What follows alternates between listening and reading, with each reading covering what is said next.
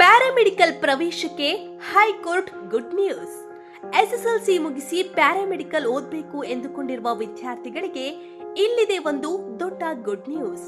ಹೌದು, ಕರ್ನಾಟಕ ಹೈಕೋರ್ಟ್ 2026-27ನೇ ಸಾಲಿನ paramedical diploma ಕೋರ್ಸ್ಗಳಿಗೆ ಎಸ್ಎಸ್ಎಲ್ಸಿ ವಿದ್ಯಾರ್ಥಿಯ ಆಧಾರದ ಮೇಲೆ ಪ್ರವೇಶ ಪಡೆಯಲು ಮಧ್ಯಂತರ ಅನುಮತಿ ನೀಡಿದೆ.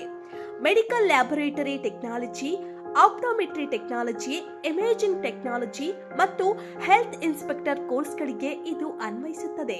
ನೆನಪಿರಲಿ, ಈ ಸಡಿಲಿಕೆಯು ಕೇವಲ 2026-27ನೇ ಶೈಕ್ಷಣಿಕ ವರ್ಷಕ್ಕೆ ಮಾತ್ರ ಅನ್ವಯಿಸುತ್ತದೆ. ರಾಷ್ಟ್ರೀಯ ಮಿತ್ರ ಪಕ್ಷ ಮತ್ತು ಆರೋಗ್ಯ ರಕ್ಷಣಾ ವೃತ್ತಿಪರರ ಆಯೋಗದ ಹೊಸ ನಿಯಮಗಳಿಂದ ಗೊಂದಲದಲ್ಲಿದ್ದ ಸಾವಿರಾರು ವಿದ್ಯಾರ್ಥಿಗಳಿಗೆ ಈ ಆದೇಶವು ದೊಡ್ಡ ನೆಮ್ಮದಿಯನ್ನ ನೀಡಿದೆ. ಈ ಮಾಹಿತಿಯನ್ನು ನಿಮ್ಮ ಸ್ನೇಹಿತರೊಂದಿಗೆ ಹಂಚಿಕೊಳ್ಳಿ ಮತ್ತು ಹೆಚ್ಚಿನ ಅಪ್ಡೇಟ್ಗಳಿಗಾಗಿ ನಮ್ಮನ್ನು ಫಾಲೋ ಮಾಡಿ.